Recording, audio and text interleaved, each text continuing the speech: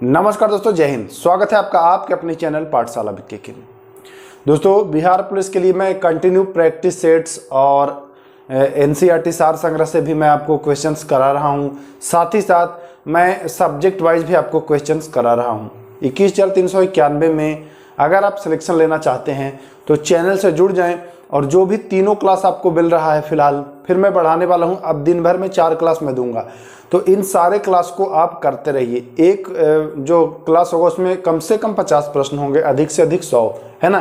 तो इतना क्वेश्चन आप करते रहें। अब ऐसे आखिरी समय में आप जितना ज़्यादा से ज़्यादा क्वेश्चंस करेंगे, जितना ज़्यादा से ज़्यादा रिवीजन करेंगे, आपके लिए उतना ही बेनिफिट होने वाला है। तो वीडियो में बने रहिए। आज का जो वीडियो है उसमें हम इकोनॉमिक्स यानी अर्थशास्त्र के दूसरा सेट हम लोग लगाएंगे, जिसमें 50 प्रश्न होंगे। आपको पता है दोस्तों कि जो अक्टूबर में एग्जाम हुआ था उसमें आपने देखा कि अर्थशास्त्र यानी इकोनॉमिक्स के कम से कम 8 से 10 प्रश्न पूछे गए थे, और वो भी प्रश्नों का स्तर जो था वह ठीक ठाक था, ये नहीं कि बहुत इजी लेवल का था। तो उसी के अनुसार, उसी के अकॉर्डिंग मैं प्रश्न सेट किया हूं, और 50 प्रश्नों का सीरीज जो है यह चलता रहेगा। इकोनॉमिक्स समाप्त करेंगे, उसके बाद फिर हम अगले सब्जेक्ट में चलेंगे, है ना। तो आज फिलहाल इकोनॉमिक्स का क्लास है, एंजॉय करिए। और इसका पीडीएफ चाहिए तो पीडीएफ के बारे में हम बताएंगे आपको कैसे इसको पीडीएफ मिलेगा। पहला प्रश्न आपके सामने ये रहा। भारतीय रिजर्व बैंक को कितने मूल्य की करेंसी नोट छापने का अधिकार है? कितने मूल्य मतलब कितने रुपए तक ये करेंसी नोट छाप सकते हैं? तो आपको पता है कि 10,000 रुपए तक इनको करेंसी नोट छापने का अधिकार है। प्रश्न संख्या 2, भारतीय रिजर्व बैंक के प्रथम गवर्नर कौन थे? Sir Osborne Smith. जी हाँ, सर ऑसबोर्न स्मिथ। ध्यान रखिएगा क्योंकि पहले थे, इस वजह से ये महत्वपूर्ण हो जाता है। सर्वप्रथम आधुनिक बैंक का विकास कहाँ में हुआ? सर्वप्रथम, देखिए पूछा ऐसा चीज आता है ना जो पहली बार हुआ हो, पहली दफा हुआ, तो ऐसे चीजों को जरूर याद करिएगा। सर्वप्रथम आधुनिक बैंक का विकास नीदरलैंड में हुआ था। ईस्वी पूछे तो 1609 बताएंगे। प्रश्न संख्या 4, भारत में मुद्रा एवं शाख का नियंत्रण किसके द्वारा किया जाता है? तो भारत में मुद्रा और शाख का नियंत्रण जो है वह आरबीआई यानी भारतीय रिजर्व बैंक के द्वारा किया जाता है। प्रश्न संख्या 5, मुद्रा के स्थैतिक और गत्यात्मक कार्यों का विभाजन किसके द्वारा किया गया था? मुद्रा के स्थैतिक और गत्यात्मक कार्यों का विभाजन हेनरी के द्वारा किया गया था। प्रश्न संख्या 6, भारत में मुद्रा गुणक को किस रूप में परिभाषित किया जाता है? तो भारत में मुद्रा गुणक को आरक्षित मुद्रा के रूप में परिभाषित किया जाता है। प्रश्न आपको दिख रहा होगा दोस्तों, मैं फटाफट अंदाज में आपको, देखिए इन क्लास को आप रिवीजन के तौर पर लीजिएगा, रटने की कोई भी जरूरत नहीं है। एक बार आप क्वेश्चन को देख लेंगे वीडियो के माध्यम से, दूसरी बार जब आपको आज कल मौका मिले तो जो पीडीएफ मैं दूंगा उस पीडीएफ को एक बार देख लेंगे, और तीसरी बार आपको देखना है जो फाइनल होगा, एग्जाम जब आपका नजदीक आ जाएगा, 10 से 12 दिन बचेगा, तो जितने भी पीडीएफ होंगे फटाफट एक दिन में आप मान के चलिए कि 10 से 15 पीडीएफ देखना है।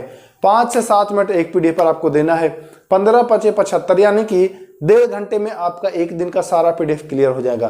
15 दिन आपको बस ऐसे करना है आखिरी समय में, तो ये आपका फराटेदार रिवीजन होगा और आपका स्मार्ट स्टडी में ही आएगा, है ना।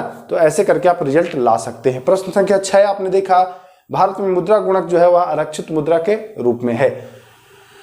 प्रश्न संख्या 7, केंद्रीय बैंक का सर्वाधिक महत्वपूर्ण कार्य कौन सा है? तो केंद्रीय बैंक जो है उसका सर्वाधिक जो महत्वपूर्ण कार्य है वह देश में पत्र मुद्रा का निर्गमन करना। क्या करना है?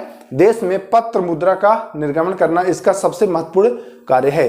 प्रश्न संख्या 8 और महत्वपूर्ण प्रश्न है, नाबार्ड की स्थापना कब हुई है और किसकी अनुशंसा पर?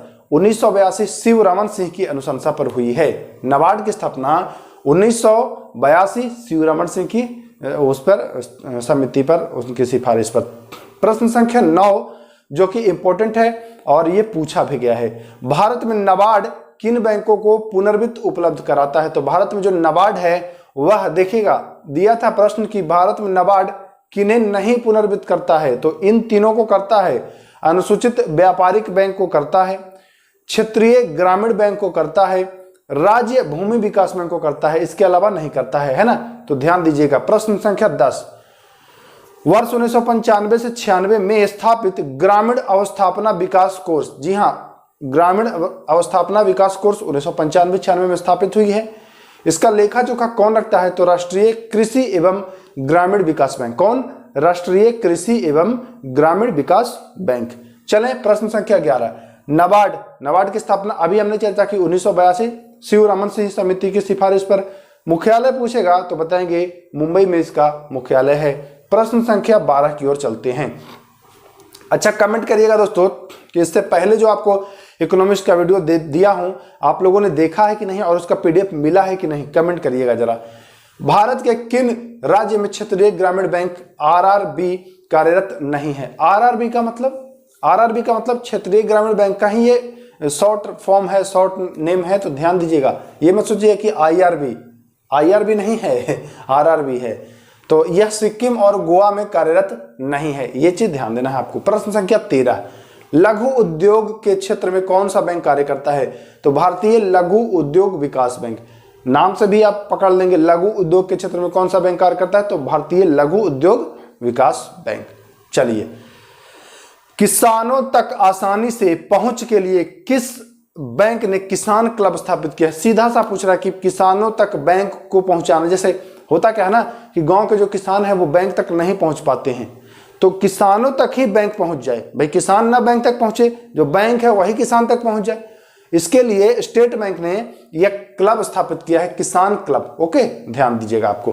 प्रश्न संख्या 15, भारत में सार्वजनिक क्षेत्र का सबसे बड़ा वाणिज्यिक बैंक? तो स्टेट बैंक ऑफ इंडिया। सार्वजनिक क्षेत्र का सबसे बड़ा वाणिज्यिक बैंक तो स्टेट बैंक ऑफ इंडिया है। प्रश्न संख्या 16, स्वाभिमान कार्यक्रम का मुख्य उद्देश्य? स्वाभिमान कार्यक्रम जो है इसका मुख्य उद्देश्य क्या है?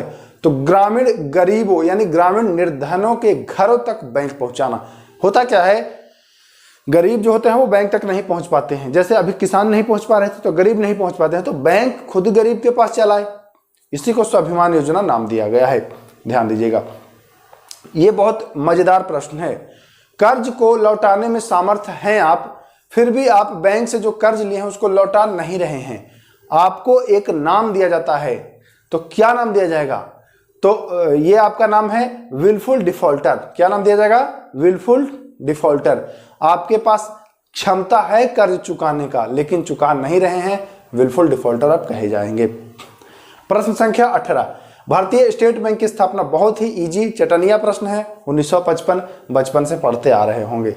चलें, अच्छा कमेंट करिए कि भारतीय रिजर्व बैंक यानी आरबीआई की स्थापना कब हुई है? स्टेट बैंक का तो मैं बता दिया हूं। भारत में ट्रेजरी बिल किसके द्वारा बेचा जाता है? तो ट्रेजरी बिल का एकमात्र बेचने वाला जो है वह रिजर्व बैंक ऑफ इंडिया, भारतीय रिजर्व बैंक आरबीआई है। भारतीय रिजर्व बैंक का जो लेखा वर्ष है उसकी अवधि तो 1 जुलाई से 30 जून। जी हाँ, मार्च अप्रैल वाला नहीं, ये आरबीआई का चलता है 1 जुलाई से 30 जून, ध्यान दीजिएगा। चलिए, प्रश्न संख्या 21, नरसिम्हन समिति का संबंध है? तो बैंक की जो संरचना स्ट्रक्चर है उसमें सुधार करने से संबंधित है नरसिम्हन समिति का संबंध।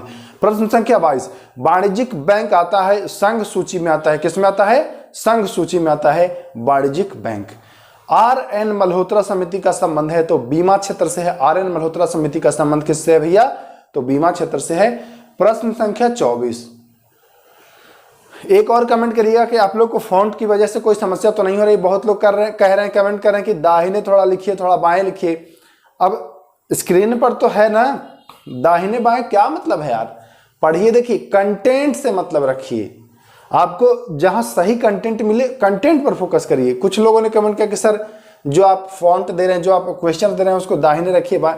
अब दाहिने बाएं दोनों एक ही चीज है बंधु, समझिए। आप पढ़िए, बस मन लगा के पढ़िए, दाहिने बाएं कोई मतलब नहीं है। चलिए, प्रश्न संख्या 24, सरकार ने बीमा व्यापक व्यवसाय के नियमन के लिए किसका गठन किया है? तो बीमा नियामक एवं विकास प्राधिकरण। किसका? बीमा नियामक एवं विकास प्राधिकरण, जिसका शॉर्ट फॉर्म है IRDA। निक्की किससे संबंधित है? तो निक्की जो है, देखिए यहाँ किससे भी, जो हमारा टाइपिस्ट है उसने किससे कैसे लिखा है, निक्की किससे संबंधित है ना? तो निक्की जो है वह टोक्यो जापान स्टॉक एक्सचेंज से संबंधित है। जापान का, जैसे मैंने पिछली वीडियो में बताया था कि जो बॉम्बे स्टॉक एक्सचेंज है उसी प्रकार से एक जापान में भी स्टॉक, मतलब लगभग सारे देश अपना अपना स्टॉक एक्सचेंज खोले हैं, रखे हैं। तो जापान का जो है उसका नाम है निक्की, ठीक ना। चलिए, प्रश्न है क्या 26, कौन से एकमात्र विदेशी कंपनी जो भारत में भारतीय डिपॉजिटरी रसीद के रूप में सूचीबद्ध है? तो स्टैंडर्ड चार्टर्ड जो बैंक है यह है सूचीबद्ध है, ध्यान दीजिएगा। 27 नंबर प्रश्न, लंदन मनी मार्केट द्वारा लिबोर को कब समाप्त करने की घोषणा? तो 2021 में लिबोर को समाप्त करने की घोषणा की गई है। यह 2021 का करंट अफेयर है। भारतीय प्रतिभूति व विनिमय बोर्ड यानी सेबी का मुख्यालय कहाँ है? नाबार्ड का मुख्यालय आपने मुंबई पढ़ा था, तो सेबी का मुख्यालय भी आपको मुंबई याद रखना है। भारत का औद्योगिक वित्त निगम किस रूप में कार्य करता है? तो विकास बैंक के रूप में। भारत का औद्योगिक वित्त निगम यह विकास बैंक के रूप में कार्य करता है। ओके, चलें प्रश्न संख्या 30, सुपरमार्केट। सुपरमार्केट से क्या आपका तात्पर्य है? तो खुदरा विक्रय संगठन। सुपरमार्केट खुदरा विक्रय संगठन, ध्यान दीजिएगा। प्रश्न संख्या 31, विश्व में कॉल मनी मार्केट, विश्व में कॉल मनी मार्केट का सबसे बड़ा केंद्र किस बाजार को जाना जाता है? तो लंदन मनी मार्केट को जाना जाता है, कॉल मनी मार्केट के रूप में सबसे बड़ा बाजार है। वाणिज्यिक पत्र किसके लिए साख का स्रोत है? तो निगम उद्योग के लिए वाणिज्यिक पत्र जो है वह साख का स्रोत है। चले आगे, प्रश्न संख्या 33, इंद्रधनुष योजना का संबंध है? तो बैंक वित्तीय सुधार से है। किससे? बैंक वित्तीय सुधार से है इंद्रधनुष योजना का संबंध। चलिए, विश्व के किस बैंक को केंद्रीय बैंकों की मां, बैंक ऑफ इंग्लैंड को केंद्रीय बैंकों की मां की संज्ञा दी गई है? बैंक ऑफ इंग्लैंड को बैंकों की मां कहा जाता है, ध्यान दीजिएगा। 35, भारत में मुद्रास्फीति की दर माप किस आधार पर की जाती है? भारत में जो मुद्रास्फीति की जो दर है उसकी माप जो है वो किस आधार पर की जाती है? तो उपभोक्ता मूल्य सूचकांक, थोक मूल्य सूचकांक तथा श्रमिकों के जीवन निर्वाह सूचकांक के आधार पर। 3 आधार बताया हमने, उपभोक्ता मूल्य सूचकांक, थोक मूल्य सूचकांक तथा श्रमिकों के जीवन निर्वाह के सूचकांक के आधार पर किया जाता है। प्रश्न संख्या 36, औद्योगिक उत्पादक सूचकांक का आधार वर्ष। तो औद्योगिक उत्पादक सूचकांक का आधार वर्ष है जो 2011 और 2012 है। 37, वाणिज्यिक बैंक सरकार को किस माध्यम से उधार देता है? तो संविधिक तरलता अनुपात के रूप में उधार देता है। अच्छा, मैं आपको पिछली वीडियो में बताया हूं कि कुछ क्वेश्चंस होंगे जो आपका पल्ले नहीं पड़ेगा, क्योंकि होता क्या है ना कि आप लोग अर्थशास्त्र को बचपन से पढ़ते नहीं आते हैं अच्छे से, इस वजह से आपको कुछ जो टर्म्स होते हैं, कुछ नाम होते हैं, वो आपको बिल्कुल बाउंस कर जाता है, नो बॉल की तरह हो जाता है। तो घबराना नहीं है, आपको मास्टर नहीं बनना है अर्थशास्त्र का, आपको एग्जाम पास करना है, 7 से 8 नंबर आपको क्लियर करना है। तो बस फैक्ट याद रखिएगा, नाम याद रखिएगा, डाटा याद रखिएगा, बाकी परेशान नहीं होना है। फिलिप्स वक्र क्या दर्शाता है? फिलिप्स वक्र जो है वह दर्शाता है मुद्रास्फीति एवं बेरोजगारी दर के बीच संबंध। देखिए, कहीं थोड़ा सा टाइपिंग में मिस्टेक है, तो जब आप वीडियो देखेंगे तो वो मिस्टेक मैं क्लियर कर देता हूं। इस वजह से मैं बताता हूं कि वीडियो जरूर देखा करिए, केवल पीडीएफ के ही सहारे मत रहिएगा।